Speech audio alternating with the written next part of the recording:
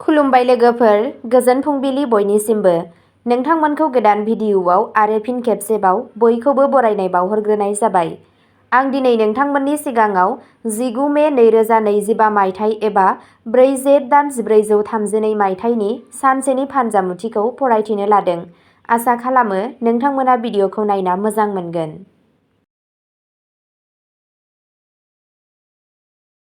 मेष राशि। खामानि मावथायाव जोबथा मिनिटनि थिरांथाया नोंथांनि खामानिनि रोखोमाव सोलायनाय लाबोनो हागौ। नोंसोरनि गेजेराव माखासेया दिनै जोबोद आसा खालामजानाय जाफुंसार जानो हागौ। नोंथाङा गावखौ रादाय होनायफोरखौ बेंखनजानाय मोननो हागौ। बबेखानि मोजां सावस्रिनि थाखाय नारसिनथाय गैयै थानो नाजा। दिनै नोंथाङा नखर आरो फालांगिखौ समानथि खालामनो गोनां जानो हागौ। बेजों लोगोसे नोंथाङा नोंथांनि समाजारि बिफावआवबो सांग्रां जागोन। बाहागिफोरनि हाबा एबा गुबुन हाबाफोराव हेफाजाब होगोन। नोंथांनि दिनैनि खाफालगोनां दिगा जादों सानजा, खाफालगोनां अनजिमाया जादों 5 आरो खाफालगोनां गाबा जादों गोथां गाब।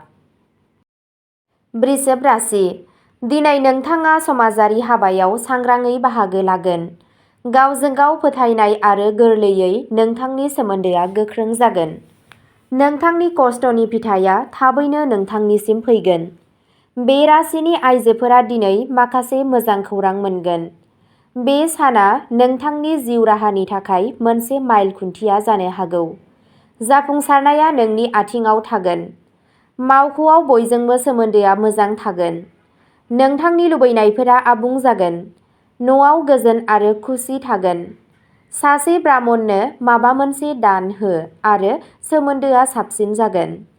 नोंथांनि दिनैनि खाफालगोनां दिगा जादों खोला, खाफालगोनां अनजिमाया जादों 8 आरो खाफालगोनां गाबा जादों गोसोम गोथां गाब। मिथुन राशि। दिनै नोंथांनि अनसायजानाया बांनो हागौ। बे समखोन्दोनि समाव मोनसे जिउराहायारि आयदायाव माखासे गुसुं जानथायनि दावबायनायफोर जानो हागौ। नोंथांनि खामानिनि गोहोखौ आबुं बाहायनाया मोनफ्रोमबो बिथिङाव जाफुंसारनायखौ रोखा खालामगोन। सोलोंथाइनि बिथिङाव सुबुंफोरा जाफुंसार मोनगोन। रमान्टिक सोमोन्दोनि थाखाय बे समा मोजां नङा। नों गावनि जिउ लोगोरिखौ जोथोन लानांगोन। बिदा-फंबायफोरजों माखासे फारागथि थानो हागौ। नोंसोरनि गेजेराव माखासेया बिखानि जेंनाजों जेंनायाव गोग्लैनो हागौ। नोंथांनि दिनैनि खाफालगोनां दिगा जादों सोनाब, खाफालगोनां अनजिमाया जादों 6 आरो खाफालगोनां गाबा जादों गोथां गाब। कर्क राशि। दिनै नोंथाङा जायखिजाया खामानियाव गोख्रै हाबनायनिफ्राय गोजानाव थानांगौ। नोंथाङा गावनि बिमा-बिफाजों मोनसे धोरोमारि थावनियाव गोथार थावनियाव थांगोन। नोंथाङा नोंथांनि फालांगियाव आसा खालामनायनिख्रुइ एसे बाङाइ मुलाम्फा आर्जिनो हागौ।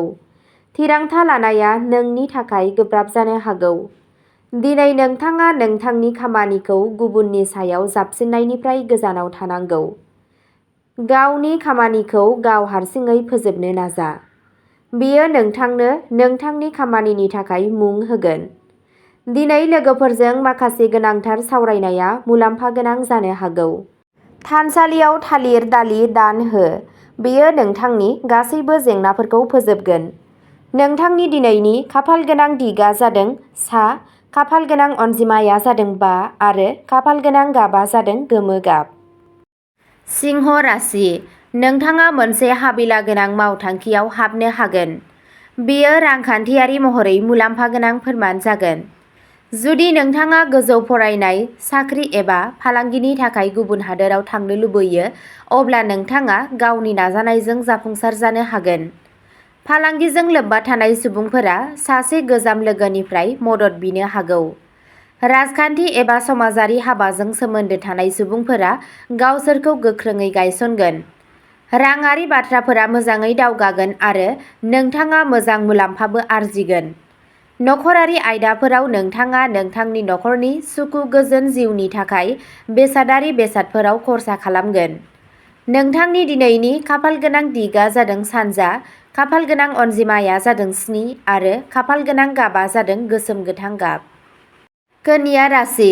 दिनै नोंथाङा खामानिनि फारसे जोबोद सांग्रां जागोन। नोंथाङा गोदान जिउ मोनफिनगोन। नोंथाङा नोंथांनि जानाय सुबुंफोरखौ हेफाजाब होनो हाजासे नाजागोन। बेनिफ्राय नोंथाङा थारैनो मुलाम्फा जागोन। नोंथांनि मोजां आखुआ सुबुंफोरखौ गोहोम खोख्लैगोन। नोंथाङा माबा मोनसे गोनांथार खामानिनि थाखाय गोख्रैनो हाखु-दाखु खालामनांनो हागौ, नाथाय नोंथाङा नोंथांनि हाबाफोरावबो जाफुंसार जानो हागोन। आबादजों सोमोन्दो थानाय सुबुंफोरा राङारि मुलाम्फा जागोन। बिसोरनि राङारि थासारिया गोख्रों जागोन। दिनैनि साना बिजों सेक्टराव थाग्राफोरनि थाखायबो मुलाम्फा गोनां जागोन। गावनि बिमा-बिफानिफ्राय बोर ला आरो नोंथांनि गासैबो हाबाफोरखौ मोननो हानाय बायदि नुगोन। नोंथांनि दिनैनि खाफालगोनां दिगआ जादों खोला, खाफालगोनां अनजिमाया जादों 3 आरो खाफालगोनां गाबआ जादों खमला गाब। तुला राशि फरायसाफोरा सरासनस्रानिख्रुइ बांसिन जेंनाजों मोगा-मोगि जानो हागौ, नाथाय बिसोरो गावसोरनि नाजाबाय थानाय नाजानायजों जाफुंसार जानो हायो। नोंथाङा फरायनायनि फारसे नोंथांनि नोजोरथियाव बांसिन गोसो होनांगोन। जुदि नोंथाङा मोनसे गोदान साख्रि नागिरदों, अब्ला गोबां खाबुफोर आरो सायख'नो थाखाय खाबुफोरबो थानो हागौ। गोनांथार थिरांथाफोर लानायनि थाखाय गुबुननि सायाव सोनारनाया नोंखौ जेंनायाव खोख्लैनो हागौ। नखरनि सासे आइजो सोद्रोमाया नोंथांनि जेंनाफोरखौ एसेब्लाबो सुस्रांनायाव मदद होनो हागौ। नोंथांनि दिनैनि खाफालगोनां दिगआ जादों सोनाब, खाफालगोनां अनजिमाया जादों 4 आरो खाफालगोनां गाबआ जादों हाथफ्ला गाब। वृश्चिक राशि दिनै नोंथाङा गोहो गोनां मोनगोन। बेयो बि.टेक फरायसाफोरनि थाखाय मोनसे गोमोथाव सान जागोन। नोंथाङा मोजां मोनलायनायाव जाफुंसार मोनगोन। नोंथांनि जुलियारि जिउआ साबसिन जागोन। नोंथांनि गोसोआ खुसिजों बुंफबगोन। नोंथांनि सोरगिदिं गथ'फोरनि हाबाफारिफोरा थागोन। नोंथाङा खेबसेयैनो गोबां हाबाफोरखौ सामलायनांनो हागौ, नाथाय नोंथांनि नखरजों नोंथाङा गासैखौबो मोजाङै सामलायगोन। फालांगियाव गोदान खाबुफोरा नोंथांनि लामायाव फैगोन। नोंथांनि धोनआ बांगोन। नोंथांनि गोनांफोरनो जि-जोम दान हो आरो नोंथांनि गासैबो लुबैनायफोरा आबुं जागोन। नोंथांनि दिनैनि खाफालगोनां दिगआ जादों साहा, खाफालगोनां अनजिमाया जादों 8 आरो खाफालगोनां गाबआ जादों गोथां गाब। धनु राशि जायखिजाया सन्देहगोनां मावथांखियाव बाहागो दाला, नङाब्ला नोंथाङा गावखौ आयेनारि जेंनायाव खोख्लैनो हागौ। नोंथांनि समाजारि सोमोन्दोखौ गोख्रों खालामनो थाखाय नोंथांनि समायना आरो गुरैथिखौ बाहाय। नोंथांनि राङारि आरो फालांगियारि थासारिया साबसिन जागोन। सम्पथिनि उनमोनथाइया नोंथांनि खुसिखौ बांहोगोन। नखरनि सोद्रोमाफोरजों गोरोबलायैया नोंथांनि गोसोखौ रोखा नङै आरो नाङा-फाङा नारसिननायजों बुंफबहोगोन। गावनि बिमानि सावस्रिखौ जोथोन ला आरो बिखौ सम-सम आनजाद नायनो दाबाव। नोंथांनि दिनैनि खाफालगोनां दिगआ जादों सानजा, खाफालगोनां अनजिमाया जादों 3 आरो खाफालगोनां गाबआ जादों रेजें गोथां गाब। मकर राशि दिनै जायखिजाया खामानि मावनाय समाव गावनि गोसोखौ सिरि दोन। बेयो नोंथांखौ खामानिखौ गोरलैयै फोजोबनायाव मदद होगोन। दिनै नोंथाङा गिदिर राङारि थिरांथाफोरखौ साननानै लानांगौ। नोंथाङा खाफालनि सायाव एसेबो सोनारनो नाङा। साख्रि लाग्राफोरा गावसोरनि लुबैनाय जायगायाव दैथायहरनो थाखाय एसे गोब्राब खामानि मावनांगौ जानो हागौ। मेकानिकेल इन्जिनियारफोरनि थाखाय बेयो मोनसे सरासनस्रा सान जागोन। नोंथाङा नोंथांनि नाजानायजों नोंथांनि खामानियाव जाफुंसार जानो हागोन। सुथुरफोरा नोंनिफ्राय गावसोरनि जानथायखौ लाखिनो नाजागोन। बोहैनाय दैयाव सिबिं बेगरफोर हो आरो नोंथाङा थारैनो मोजां बान्था मोनगोन। नोंथांनि दिनैनि खाफालगोनां दिगआ जादों सोनाब, खाफालगोनां अनजिमाया जादों 2 आरो खाफालगोनां गाबआ जादों गोमो गाब। कुम्भ राशि आंगोफोरजों सम हगारनाया रंजाथाव जागोन। फालांगियारि आयदायाव नोंथाङा मोनदांनो हागौ दि दिनै नोंथांनाव गोबां खामानि दं, बबेखानि बेखौ फोजोबनो थाखाय जोबोद बाङाइ सम दं। फालांगियारि, राङारि आरो समाजारि रादाय होनायफोरा नोंथांनि हाबाफोराव गोख्रों गोहोम खोख्लैगोन। सिगांथिं दावगालांनायनि जाथावनाया बांगोन। बिदा-फंबायनि समाजारि थासारियाव सानस्लाबै आरो हरखाबै जौगागोन। दिनैनि साना रमान्टिक जराफोरनि थाखाय मोजां सान नङा। माखासे दुखुनांथाव जाथाय जानो हागौ। बे जाथाया नोंथांनि सावस्रियाव गाज्रि गोहोम खोख्लैनो हागौ। नोंथांनि दिनैनि खाफालगोनां दिगआ जादों खोला, खाफाल गोनां अनजिमाया जादों 9 आरो खाफाल गोनां गाबा जादों गुफुर गाब। मीन राशि। दिनै नोंनि साना खुसिजों बुंफबगोन।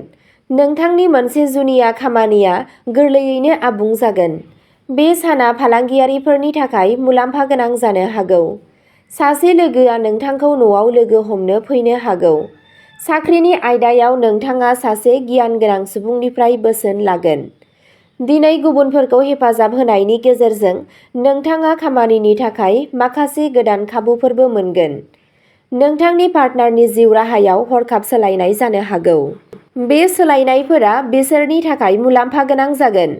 राङारि मुलाम्फानि इसारा दं। दिनै नोंथांनि सानस्रि आरो सानस्रिफोरा थाजिम जागोन। नोंथांनि गोसोआ सरासनस्रा खामानिखौ फोजोबनायाव जागोन। मासे मोसौनो रुटि जाहो आरो बेयो साख्रिनि खाबुखौ बांहोगोन। नोंथांनि दिनैनि खाफाल गोनां दिगा जादों साहा, खाफाल गोनां अनजिमाया जादों 1 आरो खाफाल गोनां गाबा जादों खमला गाब। अब्ला दिनैनि राशि फरायथिनाया एसेनोसै।